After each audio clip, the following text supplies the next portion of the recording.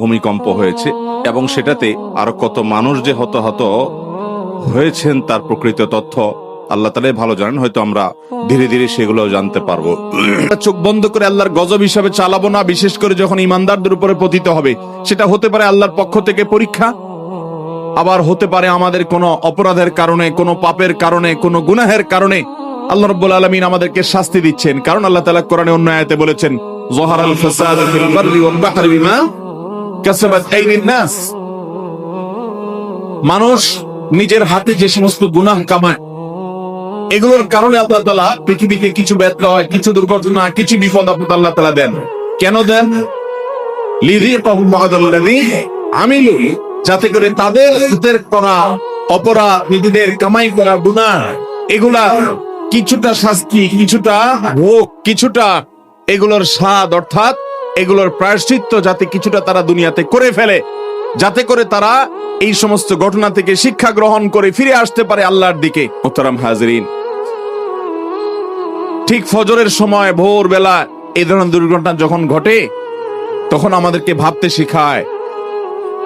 না ঘুমানোর নিয়ত করে যখন রাত 2টা 3টা, সকাল 7টা 8টা 9টা 10টা অ্যালার্ম দিয়ে ঘুমাই, ফজরের নামাজ পড়ার নিয়ত নাই ঘুমের সময়, সে নিয়ত করে শুইতেছেন। আপনি মোবাইলের ভিতরে অ্যালার্ম সেট করলেন 10টায়, 11টায়, 9টায়, 7টা 8টায় উঠবেন, অফিসে যাবেন, কাজে কামে বের হবেন।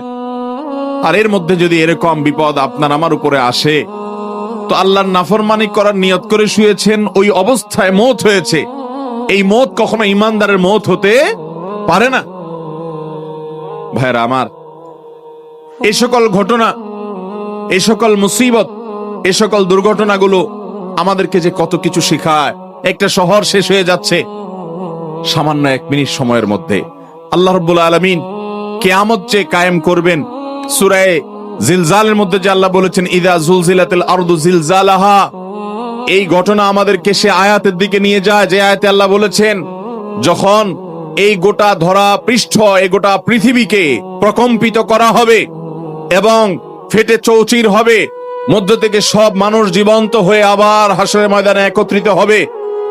কিভাবে গোটা পৃথিবীর সংসার ভেঙে শেষ হয়ে যাবে, ইস্পাত সভ্যতা এবং ইট বালুর এই দালান, এই সভ্যতা, এটা কিভাবে চুরমার হয়ে মাটির সাথে মিশে যাবে, আজকের কিছুটা অনুমান করা যায় কি যায় না?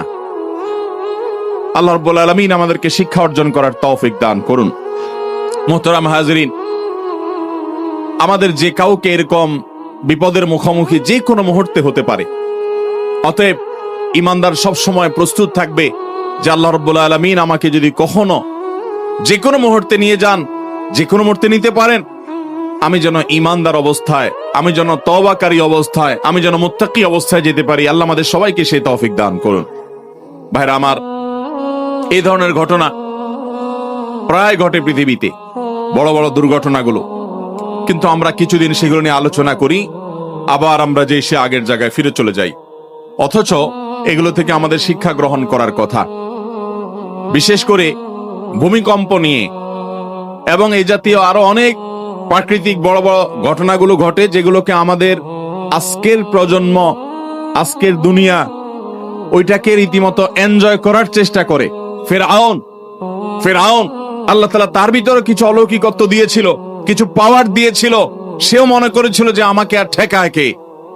ঈমান আনে নাই আল্লাহর নবীর প্রতি, ঈমান আনে নাই আল্লাহর দাওয়াতকে, আল্লাহর নবীর দাওয়াতকে গ্রহণ করে নাই।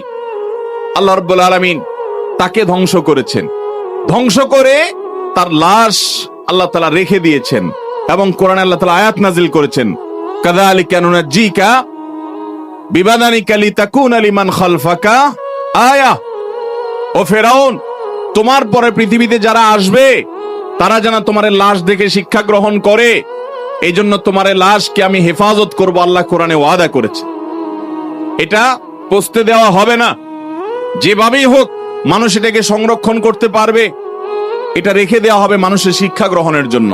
কিন্তু মানুষ খুব কমই শিক্ষা গ্রহণ করে। নবী করিম সাল্লাল্লাহু আলাইহি সাল্লামের হাদিস থেকে আমরা জানি, কিয়ামত যত নিকটবর্তী হবে, ভূমিকম্পের পরিমাণ তত বাড়বে, ক্ষয়ক্ষতির পরিমাণ তত বাড়বে, মানুষ যত দালান কোঠার সভ্যতাকে বড় করবে, কিয়ামত যত নিকটবর্তী হবে, এগুলো সবগুলো কিয়ামত আলামতের মধ্যে থেকে একটি। এই ভূমিকম্পের পরিমাণ যত বাড়তে থাকবে, কিয়ামত যত কাছাবে ঘন ঘন ভূমিকম্প সারা পৃথিবীতে হবে।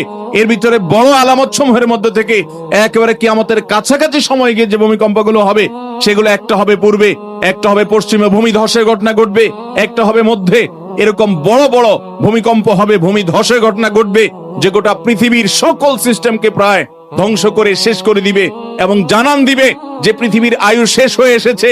আমরা আজ যে ভূমিকম্পকে মনে করছি না, এটার সাথে ধর্মের কোনো সম্পর্ক নেই, এটা নিছক বৈজ্ঞানিক বিভিন্ন সূত্রের আলোকে আমরা বলি যে এই কারণে হয়েছে, সেই কারণে হয়েছে, সেগুলো অবশ্যই সত্য হতে পারে, সেগুলোর সাথে কোনো সাংঘর্ষিকতা নেই। যেমন কেন ভূমিকম্প হয়, ভূমিকম্প কেন হয়? আজ থেকে শত শত বছর আগে ইমাম ইবনুল কাইয়িম রহমতুল্লাহি আলাইহি ভূমিকম্পের উপরে অনেক গবেষণা তার আছে। সেই গবেষণাগুলো পড়লে আমরা অবাক হয়ে যাব যে এত বছর আগে ইসলামের ইতিহাসের একজন বড় ইমাম, অনেক উঁচু মাপের একজন গবেষক, কিভাবে তিনি গবেষণা করে এই সমস্ত কারণগুলো আবিষ্কার করেছেন।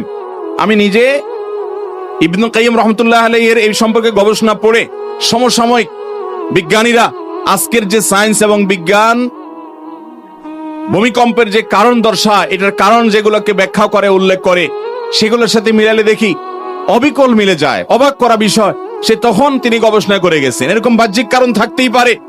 পৃথিবীর ভূপৃষ্ঠের নিচের গ্যাস যখন কমে যায়, সেটা ভূমি ফাটলের মাধ্যমে হোক, আগ্নেয়গিরির মাধ্যমে হোক, প্রস্তর পরে যখন নানান কারণে পৃথিবীর এই নিচে দেশে তলদেশে ফাঁকার সৃষ্টি হয়, সেটার কারণে জমিন দেবে যায়, ভূমিকম্প হয়।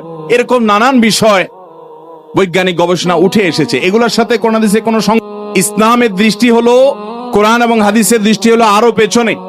যেই কারণেই হোক না কেন, ওই কারণের পরের কারণ, তারও পরের কারণ, তারও পরের কারণ, যেগুলো সেগুলো বিজ্ঞান আর বলতে পারবে না, একজন ইমানদার বলতে পারবে। আল্লাহর হুকুম হয়েছে, সৃষ্টি জগতের মালিকের ফয়সালা হয়েছে, তাই হয়েছে। অতএব আমরা অনেক কারণ বলতে পারবো। এখন যদি বলা হয় যে গ্যাস কেন বের হয়ে আসলো ফাটল দিয়ে, আগ্নেয়গিরি দিয়ে, এটার বিকল্প কেন থাকলো না? জলোচ্ছ্বাস হলো, ঘূর্ণিঝড় হলো, নিম্নচাপ তৈরি হলো, কেন নিম্নচাপ তৈরি হলো সাগরে, তার কারণ কি? আপনি কারণ ব্যাখ্যা করলেন, সেই কারণের আবার কারণ কি? এই মুহূর্তেই বা কেন হলো, এখানেই বা কেন হলো? এগুলোর ব্যাখ্যা আপনি বলতে পারবেন না, কিন্তু ইমানদার বলতে পারবে। বুঝে উঠতে পারি না এই সকল প্রাকৃতিক দুর্যোগ, এগুলো দেখলে অনেক সময় আমরা গড়পড়তে আল্লাহর গজব বলে চালাই দেই, যেটা সব সময় সঠিক না। অনেক সময় মানুষের জীবনে বিপদ আসে, মুসিবত আসে, দুর্ঘটনা ঘটে, অ্যাক্সিডেন্ট হয়, এরকম আরো অনেক কিছু ঘটে। সেগুলো আল্লাহ তাআলা বান্দাকে পরীক্ষা করবার জন্য করেন। এই ধরনের দুর্ঘটনা যখন ঘটে, তখন আমাদেরকে ভাবতে শিখায়। না ঘুমানোর নিয়ত করে যখন রাত 2টা 3টা সকাল 7টা 8টা 9টা 10টা অ্যালার্ম দিয়ে ঘুমায়, ফজরের নামাজ পড়ার নিয়ত নাই, ঘুমের সময় সে নিয়ত করেই শুইতেছেন। আপনি মোবাইলের ভিতরে অ্যালার্ম সেট করলেন 10টায়, 11টায়, 9টায়, 7টা 8টায় উঠবেন, অফিসে যাবেন, কাজে কামে বের হবেন। আর এর মধ্যে যদি এরকম বিপদ আপনার আমার উপরে আসে, তো আল্লাহর নাফরমানি করার নিয়ত করে শুয়েছেন, ওই অবস্থায় মওত হয়েছে। এই মওত কখনো ইমানদারের মওত হতে পারে না। ভাইরা আমার, এই সকল ঘটনা, এই সকল মুসিবত, এই সকল দুর্ঘটনাগুলো আমাদেরকে যে কত কিছু শেখায়। অন্য আরেকটি হাদিসে আমরা দেখি নবী আলাইহিস সালাম বলেছেন, ইন্নাল্লাহা ইযা আহাব্বা কওমান ইবতালাহুম, আল্লাহ তাআলা যখন কোন মানুষকে পছন্দ করেন, কোন সম্প্রদায়কে পছন্দ করেন, আল্লাহ তাআলা তাদেরকে পরীক্ষায় ফেলেন, পরীক্ষায় নিপতিত করেন। আমান্না বলল, আল্লাহর আনুগত্যের কথা বলল, আর আল্লাহ তাআলা সেটাকে গ্রহণ করে নিলেন। এটা সব সময় হয় না, বরং আল্লাহ তাআলা অনেক সময় হ্যামার করেন, প্রেসার দেন, এবং আল্লাহ তাআলা সবকিছুই জানেন, আল্লাহর পরীক্ষা করার কিছু নেই। তারপর আল্লাহ তাআলা আমাদের কাছে প্রমাণিত করেন যে এই বান্দা আল্লাহ তাআলার খাঁটি বান্দা।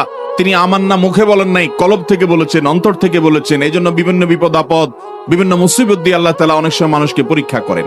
অতএব এই যে প্রাকৃতিক যত দুর্যোগ হয়, সেটা ঝড় হোক, জলোচ্ছ্বাস হোক, কোনো দুর্ঘটনা হোক, ব্যক্তি জীবনে হোক, পারিবারিক জীবনে হোক, কোন একটা ছোট্ট সমাজে হোক, একটা দেশের জন্য হোক, পৃথিবীর বড় অংশ জুড়ে হোক, এগুলোকে সব সময় আমরা